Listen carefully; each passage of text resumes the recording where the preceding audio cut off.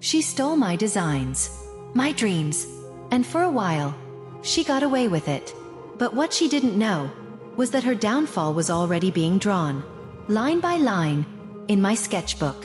This is the story of how I exposed a spoiled, manipulative thief, right in front of her powerful father and an entire panel of fashion executives. If you've ever been betrayed by someone you trusted, or had your hard work stolen, hit that like button and subscribe, because this revenge story is one you'll never forget. Grace had always been quiet, the kind of student who didn't need to brag because her work spoke for her. Every sketch she made looked like something out of a professional portfolio. Clean lines, perfect stitching patterns, and measurements that could bring her handbags to life. Then came Jane. Confident, charismatic, the kind of girl who walked into a room like she already owned it. At first, they clicked instantly. Both loved design, coffee shops, and staying up late sketching new ideas. Grace thought she'd finally found her creative partner. One day, Grace showed Jane her sketchbook, detailed drawings of handbags, purses, patterns, every curve carefully planned. Jane's eyes lit up. "Oh my God, Grace. These are incredible. You're going to be famous one day." Grace smiled. Compliments like that meant a lot, especially from someone she admired. Even their professor was impressed by Grace's designs and gave her top marks on their first exam. Jane, on the other hand, didn't do so well. That's when things started to change. Jane began following Grace everywhere. "Can you help me with this? Can I borrow that?" At first, Grace didn't mind. She thought Jane just needed guidance. But it quickly turned into one-sided babysitting. Jane showed up late to study sessions, never paid for coffee, scrolled through her phone while Grace explained things. And whenever Grace tried to encourage her to draw more, Jane sighed. "Ugh, this is too hard. You make it look easy." The worst part? She never once said thank you. Within a week, Grace realized Jane wasn't interested in learning. She just wanted shortcuts. So Grace stopped helping her. Midterms arrived. Every student had to present an original design, something they'd created from scratch.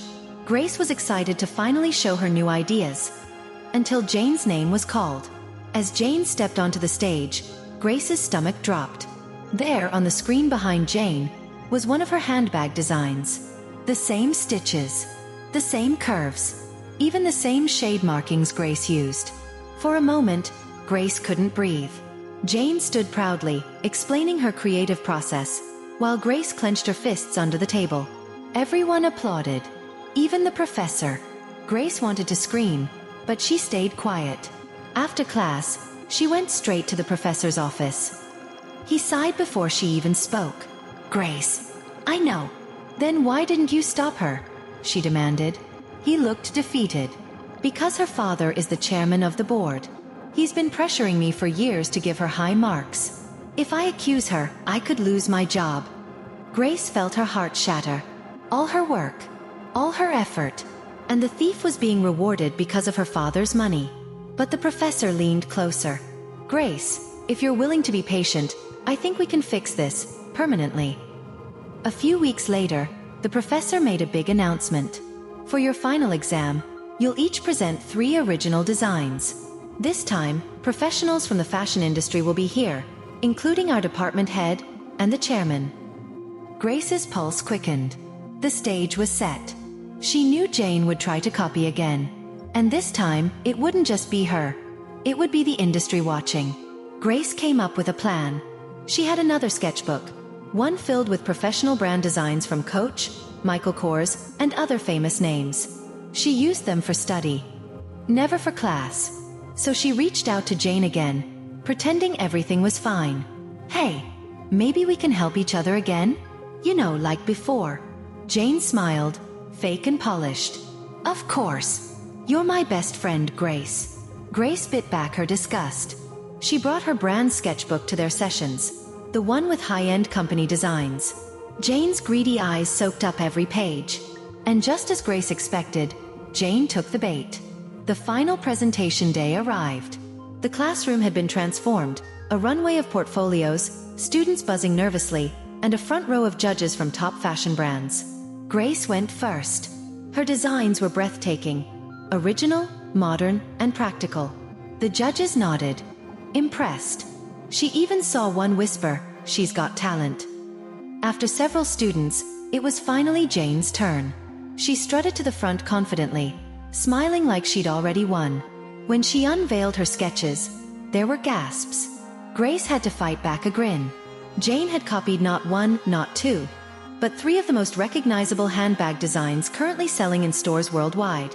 One of the judges leaned forward. "So, Jane, you're saying you designed these?" "Yes," she said proudly.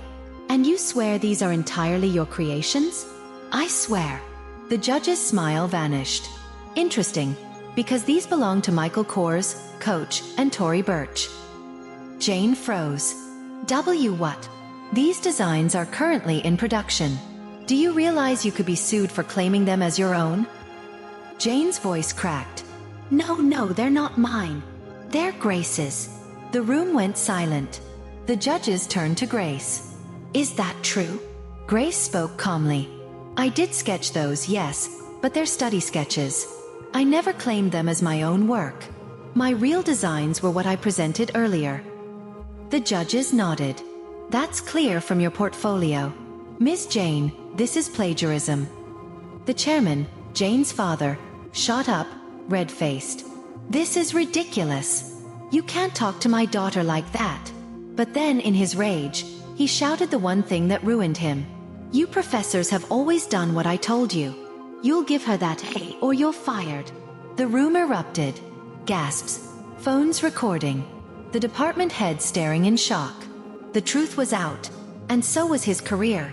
Jane was expelled for academic fraud. Her father was forced to resign from the board after an internal investigation. Grace. She graduated top of her class. Her work was recommended to a design firm in Paris for an apprenticeship. A dream come true. Though the internship was later cancelled due to COVID, she knew she'd already won something far greater: justice. "It wasn't just about revenge," she said later. "It was about proving that talent can't be stolen. Not forever." Sometimes, the sweetest revenge isn't loud. It's quiet. It's watching someone's lies crumble under the weight of the truth. Grace didn't need to scream, fight, or beg. She just let her art speak. And the world finally listened. If this story gave you chills, hit that like button and tell us in the comments. Would you have forgiven Jane, or done exactly what Grace did? Don't forget to subscribe for more true revenge stories that prove one thing: karma always sketches in perfect detail.